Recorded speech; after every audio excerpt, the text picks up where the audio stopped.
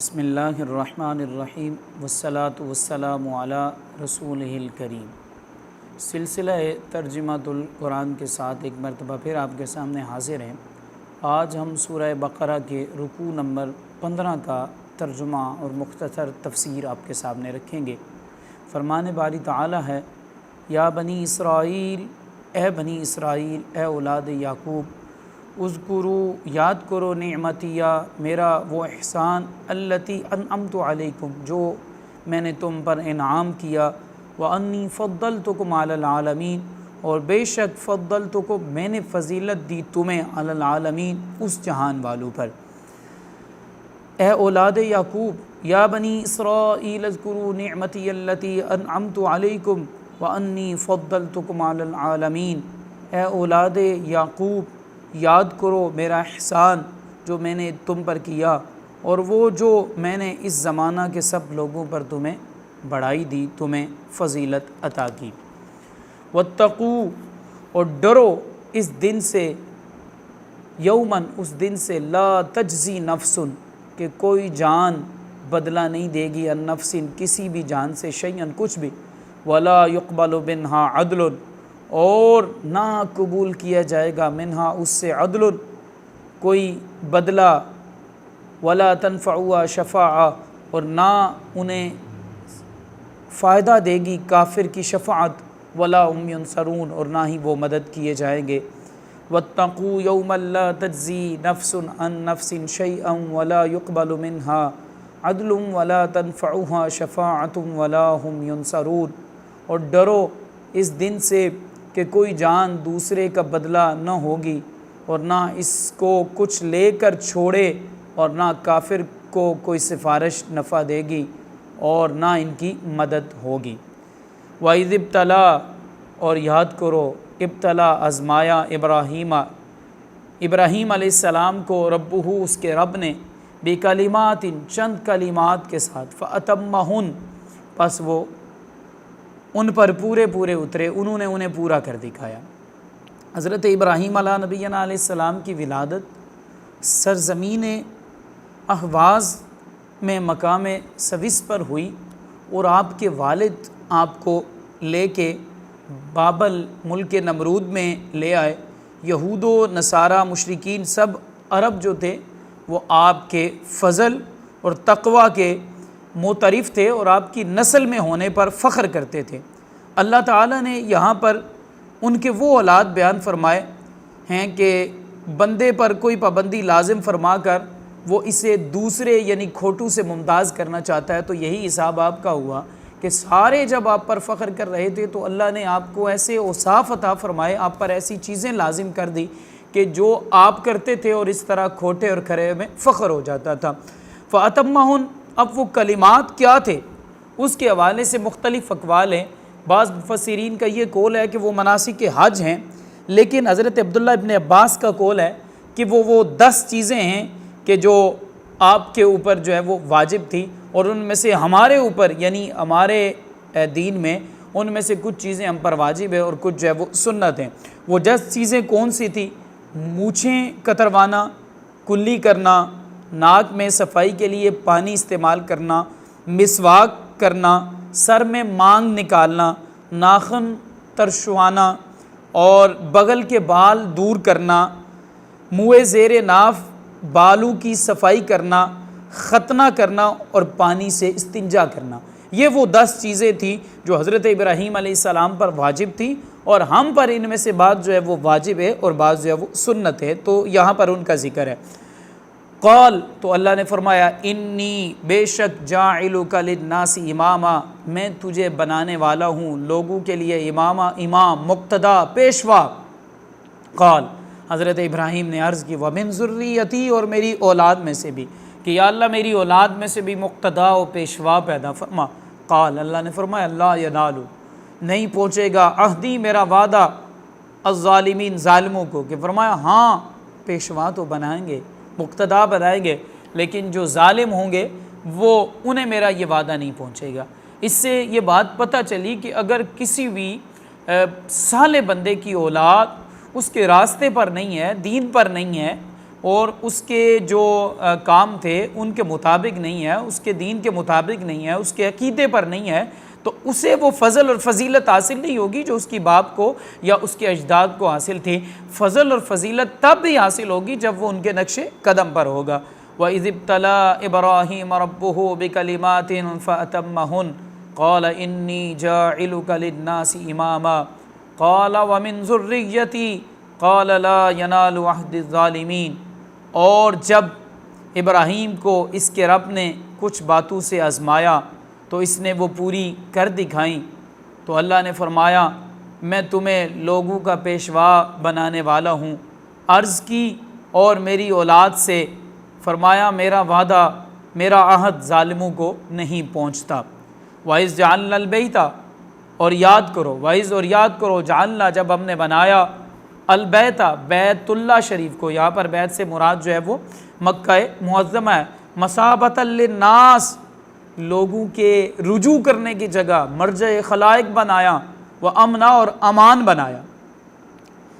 بیت اللہ شریف میں تمام حرم جو ہے وہ داخل ہے، ظاہر ہے اس میں قتل و غارت بالکل حرام ہے، یہاں تک کہ یہاں پر آ کے شکار بھی جو ہے وہ امن میں ہو جاتا ہے، اور روایات میں ملتا ہے کہ یہاں پر جو بیڑیاں ہیں یا شیر ہیں وہ بھی حرم میں شکار کا پیچھا نہیں کرتے، اور اگر کوئی کسی کو نقصان بھی پہنچا دیں تو اس سے بدلہ بھی حرم میں نہیں لیا جا سکتا، یعنی وہاں پر آ کر سارے امن میں ہو جاتے ہیں۔ وَاتَّخِذُوا مِن مَّقَامِ إِبْرَاهِيمَ مُصَلًّى، وَاتَّخِذُوا اور ابراہیم کے کھڑے ہونے کی جگہ کو بناؤ تم، مصلی نماز کا مقام۔ یہاں پر جو مقام ابراہیم ہے اس کا ذکر ہے، وہ پتھر تھا کہ جس پر آپ کھڑے ہو کے کعبۃ اللہ کی تعمیر کر رہے تھے، اور آپ کے قدم شریف کا نقش اس پر لگا، اور آج بھی وہ حرم شریف میں موجود ہے، تو فرمایا وہاں پر جو ہے وہ نوافل پڑھو، نماز پڑھو۔ اب یہاں پر جو امر ہے واتخذوا، یہ استحباب کے لیے ہے، یعنی یہاں پر یہ نہیں تھا کہ وہاں پر نماز پڑھنا واجب ہے، یعنی وہاں پر نماز پڑھنا مستحب اچھا عمل ہے۔ واحدنا، اور ہم نے عہد لیا، الی ابراہیم و اسماعیل، ابراہیم و اسماعیل سے، ان طہرا، یہ کہ وہ دونوں پاک کرے، بیتیا میرے گھر کو، للطائفین طواف کرنے والوں کے لیے، والعاکفین اعتکاف کرنے والوں کے لیے، والرکع السجود اور رکوع و سجود کرنے والوں کے لیے۔ یعنی اللہ رب العزت کے انبیاء کو اللہ نے یہ حکم فرمایا کہ وہ یہ کام کریں، تو مسجدوں میں صفائی کرنا، بیت اللہ کے طواف کرنے والوں کی خدمت کرنا، مسجدوں میں اعتکاف کرنے والے، رکوع و سجود اور نمازیوں کی خدمت کرنا، یہ بہت بڑا کام ہے، اور یہ اللہ کے انبیاء کی سنت مبارکہ ہے۔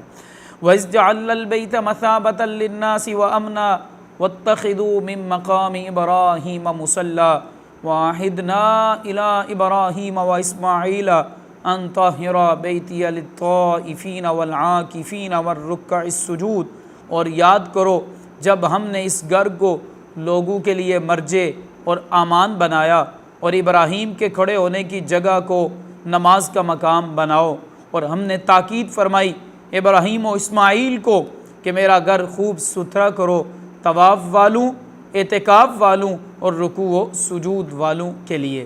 وَإِذْ قَالَ إِبْرَاهِيمُ، اب جناب ابراہیم نے اللہ کی بارگاہ میں جو عرضیں پیش کی ان کا ذکر ہو رہا ہے۔ وَإِذْ قَالَ، اور یاد کرو جب عرض کی ابراہیم علیہ السلام نے، رب اجعل ھذا بلدا آمنا، کہ اے میرے رب تو بنا اسے امن والا شہر، ورزق اور رزق دے اس کے رہنے والوں کو، اہلو اس کے رہنے والوں کو، من الثمرات پھلوں میں سے۔ واقعتاً آج آپ کی یہ دعا قبول ہوئی، آج بھی حرم مکہ سب سے زیادہ امن والی جگہ ہے، اور رزق کے اعتبار سے بھی جو احباب وہاں پہ گئے ہیں انہوں نے دیکھا ہوگا کہ وافر مقدار میں رزق ملتا ہے، ہر وقت جو ہے وہ بے موسم پھل بھی وہاں پر آپ کو مل رہے ہوتے ہیں۔ کن کو؟ من آمنا، جو ایمان لائے، منہم ان میں سے، باللہ اللہ پر، والیوم الاخر اور آخرت کے دن میں۔ پیچھے کہا تھا کہ میری اولاد کو، مطلقاً کہا تھا، تو اللہ نے فرمایا ظالموں کو وعدہ نہیں پہنچے گا۔ اب یہاں پر پیچھے تاکید چونکہ ہو چکی تھی تو یہی ادب تھا کہ نام نہ لیا جائے، تو آپ نے اسی ادب کو سامنے رکھتے ہوئے صرف ایمان والوں کو کہا کہ یا اللہ ایمان والوں کو کے لیے یہ سارے انعامات رکھ۔ قال، اور عرض کی، ومن کفر، اور جو شخص کفر کرے، فأمتعہ قلیلا، جو کافر ہوا تو اسے تھوڑا نفع دیا جائے گا. تھوڑے نفع سے یہ مراد ہے دنیا کا تھوڑا سا نفع. دنیا میں انہیں تھوڑا سا نفع دے دیا جائے گا, تھوڑا سا مال مل جائے گا, لیکن آخرت کا حقیقی جو نفع ہے وہ ان کو میسر نہیں ہوگا, بلکہ وہ ایمان والوں کو ہی میسر ہوگا. ثم اضطرہ, پھر انہیں مجبور کر دوں گا, الی عذاب النار, عذاب نار کی طرف, جہنم کے عذاب کی طرف. وبئس المصیر, اور کتنی بری ہے پلٹنے کی جگہ اور کتنا برا وہ ٹھکانہ ہے. وَإِذْ قَالَ إِبْرَاهِيمُ رَبِّ اجْعَلْ هَذَا بَلَدًا آمِنًا وَارْزُقْ أَهْلَهُ مِنَ الثَّمَرَاتِ مَنْ آمَنَ مِنْهُمْ بِاللَّهِ وَالْيَوْمِ الْآخِرِ قَالَ وَمَنْ كَفَرَ فَأُمَتِّعُهُ قَلِيلًا ثُمَّ أَضْطَرُّهُ إِلَى عَذَابِ النَّارِ وَبِئْسَ الْمَصِيرُ. اور جب عرض کی ابراہیم نے کہ اے میرے رب, اس شہر کو امان والا کر دے اور اس کے رہنے والوں کو طرح طرح کے پھلوں سے روزی دے, اور جو ان میں سے اللہ اور آخرت کے دن پر ایمان لائیں. فرمایا اور جو کافر ہوا تھوڑا برتنے کو اسے بھی دوں گا, پھر اسے عذاب دوزخ کی طرف مجبور کر دوں گا, اور وہ بہت بری جگہ ہے پلٹنے کی. وَإِذْ يَرْفَعُ إِبْرَاهِيمُ الْقَوَاعِدَ, اور یاد کرو جب اٹھا رہے تھے ابراہیم علیہ السلام القواعد من البیت, بیت اللہ کی بنیادوں کو, نیویں جن کو کہتے ہیں, نیووں کو اٹھا رہے تھے. وہ اسماعیل اور اسماعیل علیہ السلام, یعنی یہ دونوں مل کر بیت اللہ کی تعمیر کر رہے تھے. بیت اللہ شریف کو سب سے پہلے جناب آدم علیہ نبینا علیہ السلام نے تعمیر کیا, اور پھر طوفان نوح کے بعد دوبارہ جو اس کی تعمیر ہوئی انہی نقشوں پر جناب ابراہیم علیہ السلام اور آپ کے فرزند ارجمند جناب اسماعیل علیہ السلام نے آپ کے ساتھ مل کر جو ہے وہ اس کی تعمیر فرمائی. تو اب اللہ اس کا ذکر فرما رہا ہے. اور یاد کرو جب بلند کر رہے تھے, اٹھا رہے تھے ابراہیم علیہ السلام اور اسماعیل علیہ السلام بیت اللہ کی بنیادوں کو, تو ساتھ دعا بھی کر رہے تھے, ربنا, اے ہمارے رب, تقبل منا, ہماری طرف سے قبول فرما, انک انت السمیع العلیم, بے شک تو سننے والا, العلیم, جاننے والا ہے. اس میں تعلیم تھی ہمارے لیے کہ کوئی بھی کام ہے, جتنا بھی مرضی بڑا کام ہے, ہمیشہ اس کی مقبولیت کے لیے اللہ کی طرف رجوع کرتے رہو, اس کی مقبولیت کی فکر کرو اور اللہ سے دعا کیا کرو اس کی قبولیت کی. یہ نہیں کہ یہ سمجھے کہ بہت بڑا میں نے کام کیا ہے, بڑا کام ہے لہٰذا مجھے اب دعا کی ضرورت نہیں ہے. نہیں, انبیاء کا طریقہ ہمارے سامنے موجود ہے کہ جتنا بھی عظیم کام ہو کرو, اور اس کے بعد اس کی قبولیت کے لیے فکر مند ہو جاؤ, اس کی قبولیت کے لیے اللہ کی طرف رجوع کرو. اور وَإِذْ يَرْفَعُ إِبْرَاهِيمُ الْقَوَاعِدَ مِنَ الْبَيْتِ وَإِسْمَاعِيلُ رَبَّنَا تَقَبَّلْ مِنَّا إِنَّكَ أَنْتَ السَّمِيعُ الْعَلِيمُ. اور جب اٹھاتا تھا ابراہیم اس گھر کی نیمیں اور اسماعیل یہ کہتے ہوئے, اے رب ہمارے رب, تقبل منا, ہم سے قبول فرما, بے شک تو ہی ہے سنتا جانتا. ربنا, اور ساتھ کی عاجزی اور انکساری کر رہے تھے. عاجزی بھی انسان کو, کوئی بھی بڑا کام آپ کریں اس کے بعد اللہ کی بارگاہ میں قبولیت کی دعا کریں, عاجزی بھی پیش کریں. کیا عاجزی کر رہے تھے؟ ربنا, اے ہمارے رب, وجعلنا مسلمین لک, ہمیں تو اپنے حضور گردن جھکانے والا بنا. عاجزی اور انکساری. ومن ذریتنا, اور ہماری اولاد میں سے امتن, ایک امت, مسلمۃ لک, جو گردن جھکانے والی ہو تیرے لیے. وارنا مناسکنا, اور ہمیں ہماری عبادت کے قاعدے سکھا. وتب علینا, اور ہم پر اپنی رحمت کے ساتھ رجوع فرما. انک انت التواب الرحیم, بے شک تو بہت زیادہ توبہ قبول کرنے والا, رحم فرمانے والا. عاجزی اور انکساری بھی کی, اور پھر اولاد کی نیک نامی کی بھی دعا کی. اس میں کیا تھا؟ پہلا یہ تھا عمل کرنے کے بعد اللہ کی بارگاہ میں اس کی قبولیت کے لیے فکر مند ہو جاؤ. نمبر 2, اس کی بارگاہ میں عاجزی پیش کرو. نمبر 3, اپنی اولاد کی نیکی کے لیے دعا مانگو. اور نمبر 4, علم دین کے لیے دعا مانگو, علم دین سیکھنے کے لیے بھی دعا مانگو اور سیکھو بھی. یہ تھی. اور نمبر 5 یہ تھا کہ اللہ کی بارگاہ میں توبہ اور استغفار کرتے رہو. ربنا وجعلنا مسلمین لک ومن ذریتنا امة مسلمة لک وارنا مناسکنا وتب علینا انک انت التواب الرحیم. اے ہمارے رب, اور کر ہمیں تیرے حضور گردن رکھنے والا, اور ہماری اولاد میں سے ایک امت تیری فرمان بردار, اور ہمیں ہماری عبادت کے قاعدے بتا, اور ہم پر اپنی رحمت کے ساتھ رجوع فرما. بے شک تو ہی ہے بہت توبہ قبول کرنے والا مہربان۔ ربنا وابعث فیہم رسولا، اے ہمارے رب، وابعث فیہم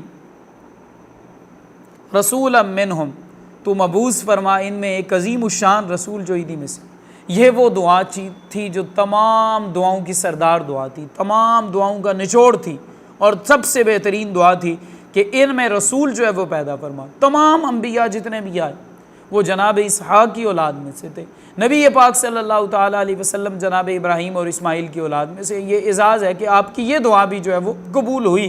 اور وبعث فیہم رسولا، یا اللہ ان میں عظیم الشان رسول بنا، انہی میں سے یتلو علیہم آیاتک، وہ تلاوت کرے ان پر آیاتک، تیری آیتیں، ویعلمہم الکتاب والحکمہ، اور انہیں کتاب و حکمت سکھائے، یعنی کتاب و حکمت سکھائے، قرآن و سنت سکھائے، ویزکیہم، اور ان کا تزکیہ کرے، اپنی نگاہیں ڈالے، ان کی دل کی دنیا بدل دے۔ ایک مرتبہ جسے دیکھ لے اس کے دل کو صاف کر دے، ایک مرتبہ جس پر نگاہ رحمت فرمائے، ویزکیہم، اسے گناہوں سے پاک کر دے۔ انک انت العزیز الحکیم، بے شک تو ہے غالب، الحکیم، حکمت والا۔